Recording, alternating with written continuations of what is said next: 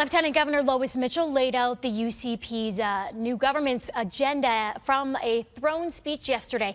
And Premier Jason Kenney is promising to do more than just kill the provincial carbon tax. He says the upcoming session of the legislature will include bills to cut wages for young workers and slash corporate taxes. The UCP government will reduce the $15 an hour minimum wage for workers under the age of 17 and reduce those corporate taxes to 8% from the current 12%. Danielle Smith now from 770 CHQR joins us this morning to continue the conversation on this story. Danielle, we had the chamber weigh in with some positive news about getting those economic wheels turning. Can you chat more about the wage and corporate tax cuts and if you think they'll really boost business and anything else that maybe Albertans should be flagged about this throne speech? I know it's controversial to give a tax cut to corporations, but truly, if you want to increase investment, if you want to increase the number of jobs, if you want to increase the productivity because you give corporations the means to invest in machinery and equipment, the best way to do that is to allow for profitable companies to keep more of what they earn.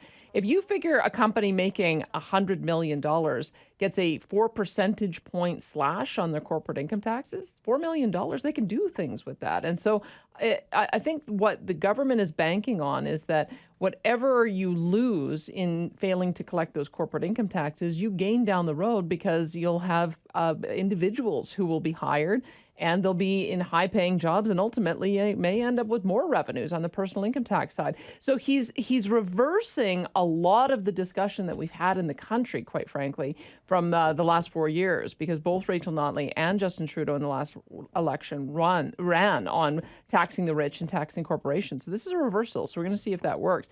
The other thing that stuck out for me, because I've been waiting to see what are these other, he had already said the 3 bills, and you've mentioned 3 of them. He said that those during the course of the campaign and very early on he was going to introduce those, but there's another 9 that are coming. So I was wondering what to expect there. One I find quite interesting, and I'm waiting to hear from industry what they think about this. It's the Royalty Guarantee Act. And it doesn't mean that we're going to get guaranteed royalties as taxpayers going into provincial coffers. It means that if you've invested tens of millions of dollars in establishing a well project in Alberta, they're not going to arbitrarily change the royalties on you midway through the project. You're going to be able to be guaranteed that the royalties that you pay once that well is drilled are the royalties that stay in place for the entire tenure of the project.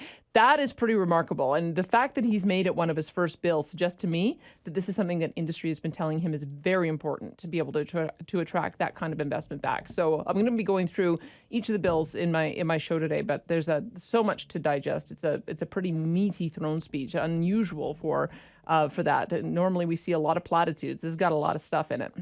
A lot to go over. As always, thanks for the extra insight, Danielle. Yep, my pleasure.